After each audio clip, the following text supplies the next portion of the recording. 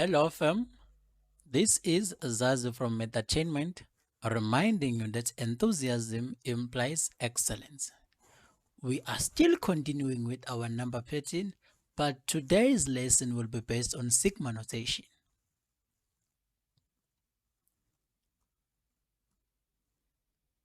A series can be represented in a compact form called summation or Sigma notation.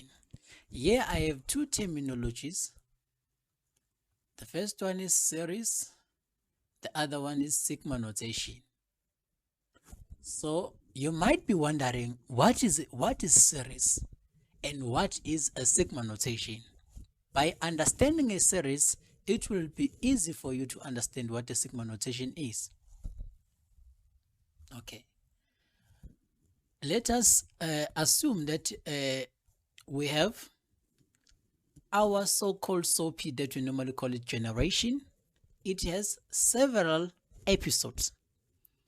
It has an episode that plays on Monday, Tuesday, Wednesday, Thursday, and Friday. So you have your episode number 1, episode number 2, episode number 3, episode number 4, and episode number 5. Okay, so these episodes are in a sequence format. Let us assume that you are a generation fan, but during weekdays you become busy and you don't get time to watch all your episodes. There is this additional episode that is here. In fact, on Saturday, we have a series of episodes, of which is an episode from Monday, Tuesday, Wednesday, Thursday, and Friday. And Friday. So by watching Generation Saturday, you will be watching a series of 5 episodes. So that means it's an addition of 5 episodes. It's Monday, Tuesday, Wednesday, Thursday, and Friday. Okay, so I think now you can relate the two. Here you have the sequence of episode number 1, number 2, number 3, number 4, number 5. But Saturday you'll be playing a series of episodes. You understand? So these episodes are now given to you in bulk. So you'll be seeing an episode from episode number 1 to episode number 5. These episodes are in bulk. I can call them as a playlist. Yeah, I can say it's a playlist. Okay, you see here, these episodes are separated by comma, but this episode or this series of episodes is in a bulk, meaning it's episode number 1, number 2, up to episode number 5. They are combined to give you one series.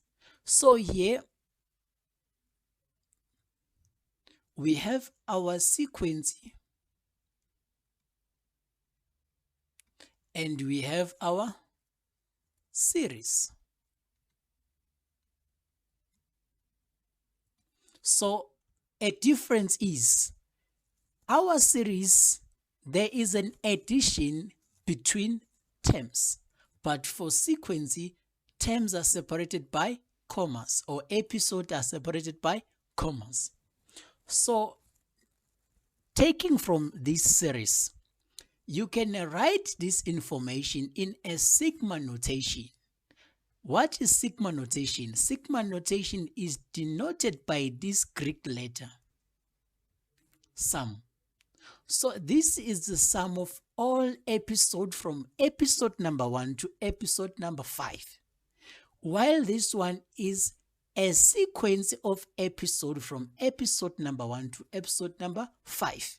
So this bulk or this playlist that is regarded as a series, you start from episode number episode number 1 to episode number 5.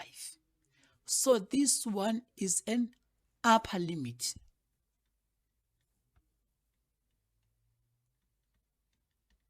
While this one is your lower limit.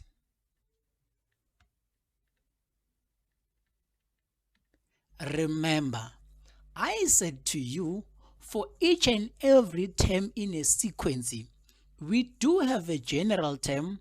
By following the sequence, we can have our general term and see which pattern and see the pattern in fact we see the pattern in which our items are incrementing by, because we have to have a common ratio or a common difference or a second common difference. So by having these three differences or these variables that are common, you then conclude which pattern are you following. But you are no longer use a sequence now, you are about to use a series, because it's an addition of different items, term number 1 plus term number 2 plus term number 3. While on your sequence you were saying term number 1 comma term number 2 comma term number 3. So the change in terminology is brought by a change in signs between the two terms. So term number 1, term number 2 to term number 5, they were separated by comma. That's why we call it a sequence.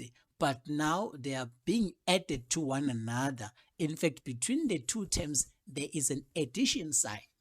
So that's why we now call it series. So here, when you are writing this in a sigma notation form, you want to calculate, you want to write this information in a sigma notation form. In fact, you're watching episodes, 5 episodes, starting from Monday to Friday.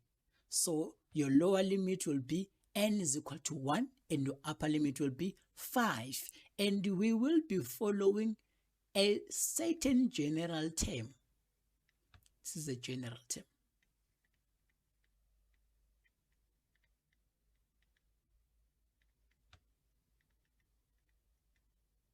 So you have your general term. Your general term is for your series. And then you know your lower limit, you know your upper limit. Because it can depend. You can say, no, but I did watch Monday episode and Tuesday episode. All I want to start from Wednesday episode. So if you are required to write that information in a sigma notation form, your Wednesday is regarded as your third episode. So you can write it like this. Your upper limit is 5. Where your n, you are no longer starting from 1, but you are starting from 3, because you want to start from your episode number 3. You don't care about your episode number 1 and episode number 2. So your n here is equal to 3, following this general term. So you are adding these terms from term number 3, or from your episode number 3, episode number 4, and episode number 5. I think you now get this idea. A lower limit is where you want to start. Your upper limit is your ending point. Maybe you might be required to find your value of n, or number of terms that are within that sequence. So you say your n is equal to 5. Oh, let me not write numbers. Let me call my upper limit top. In fact, let me give it top. Let me call my lower limit bottom. So if you are required to find this n, you just simply say your top minus your bottom, and then you add 1, meaning your upper limit minus your lower limit plus 1. That is how you find your n. Okay. Moving forward.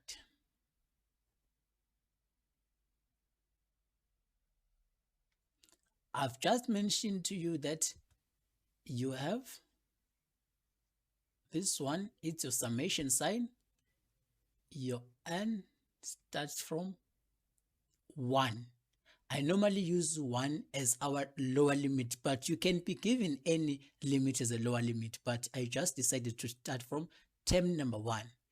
And this is your general term. And here you just simply write what? You write your n.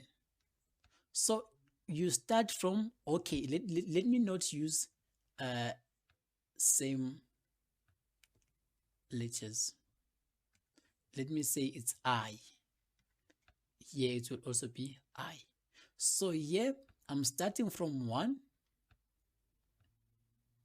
This is my lower limit. And this n is my upper limit.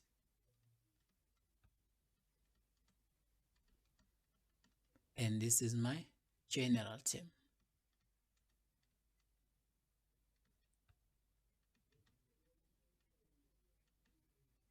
So you see here, this is a general form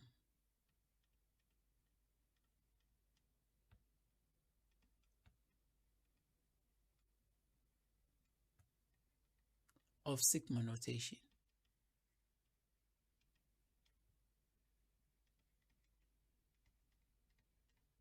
Why am I calling it a general form? It's because I don't know my upper limit and I don't even know my general term. So the only thing to use is to use the information that might be given to me to use in order for me to write this sigma notation. So n can be any upper limit. I just decided to start from 1 because normally we have term number 1 to term number infinity. We don't have term number negative, but it can depend on what is it that is being specified. So this I is equal to, so you have to pay attention here. This one and this one, they are normally the same. What do I mean is that when they say it's Tn, so you will substitute n in your general term. Here, since it's Ti, that means you will be substituting I to your general term. So this one is what you're supposed to substitute to your general term and keep on adding those items until you reach your upper limit. If you start from term number 1 to term number 2, you will be using your general term here to calculate your term number 1.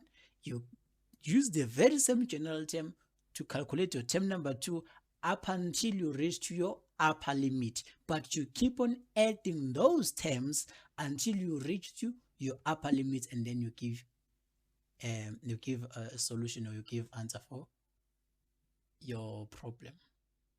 Let us have a look at this problem. We have a problem here.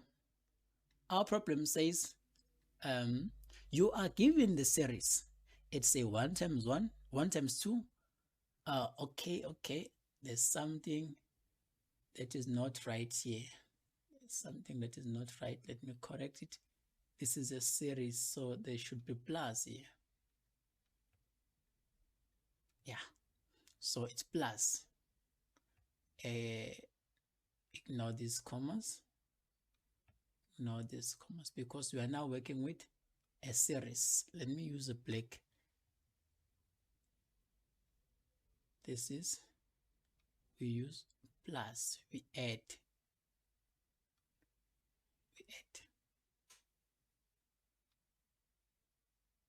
Okay.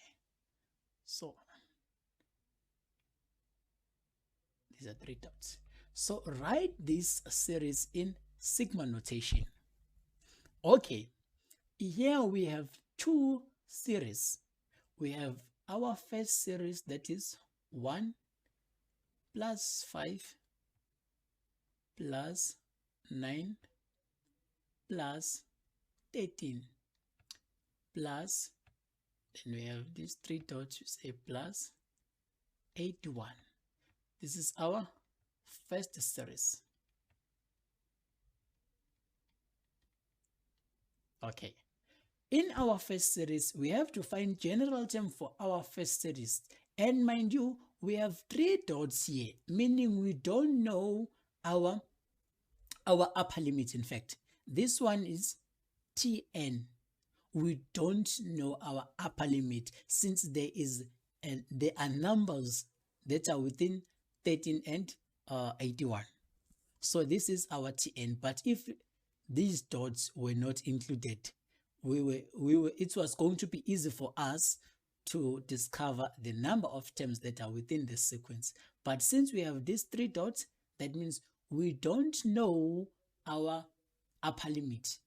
This is our last term, and these are 4 first terms, and there are many terms between 13 and 81. It's only that they are not included, they are not being specified, but we can find them by figuring out what is it that is common here. Are we having a common ratio? Are we having a common difference? Or are we having a second common difference? So let us start by checking our common difference. 5 minus 1, 9 minus 5, 13 minus 4. So you see here we get 4. Oh, now since we have a common difference, we know that, okay, we are now dealing with arithmetic series, not sequence, but series. So that makes it to be Tn is equal to a plus into n minus 1, because we start by searching our general term multiplied by d. So our Tn is equal to, what is my first term?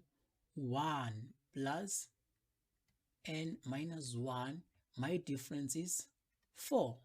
So my Tn is equal to 1 plus 4n minus 3. Sorry, not minus 3, but minus 4. Minus 4. So my general term will be 4n minus 3. This is for first series that starts from 1, 5, 9, 13, and 81. Okay, not an 81, but up to 81, because this one is my last term. Okay, now let me go for my second series. And me scroll up. It's 2, 6, 10, 14. So my second series,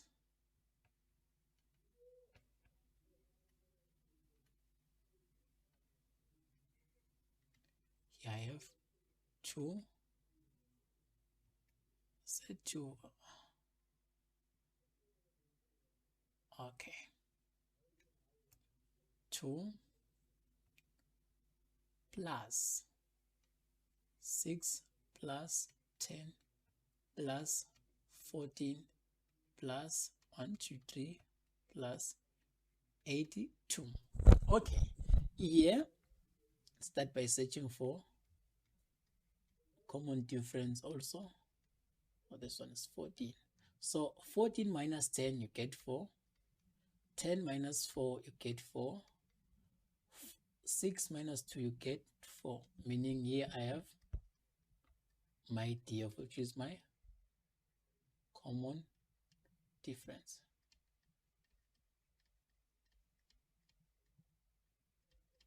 Okay. Take note that my general term for arithmetic series will be a plus into n minus 1 multiplied by d. My a is my first term, of which is 2 plus n minus 1. My d is 4. So I end up having 2 n times 4 plus 4n minus 1 times 4 minus 4. So as the result, I'll be having 4n minus 2. This is my Tn. Okay, so now I have two general terms. Someone is wondering, how am I going to write these two general terms in a sigma notation form? It is easy. You did notice that it's term number one. In fact, each and every term, you say term number one times term number one of your first and second series, term number one times term number two times term number two of your first and second series. So this is how this thing is being written. So this makes us conclude by saying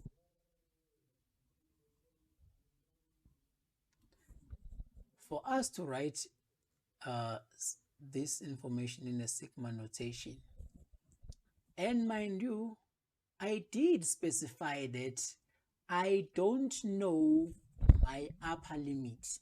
My upper limit is Tn, meaning I will write n because I don't know my upper limit here. But the only thing I know, I will start from I is equal to 1. The fact that I used I here, that means I will use, okay, let me use n, the one that you see. Okay. So here I won't use n. I'm going to use, let me use k here. Yes. So I'm starting from n is equal to 1. My general term will be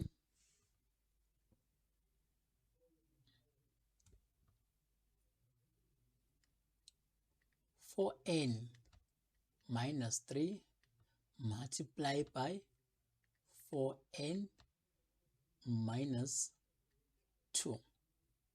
You see? So this is the way of writing this information in a sigma notation form. Let us verify.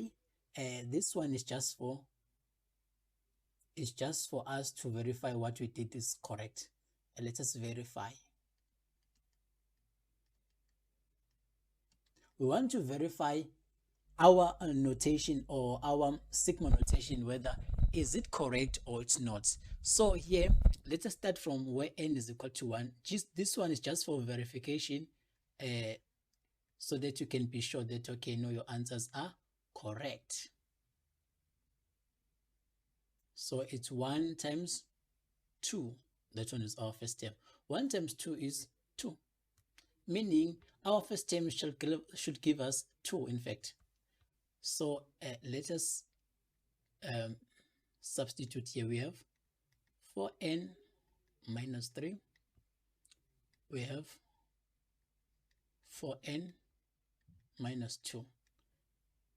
Then we say let n be equal to 1.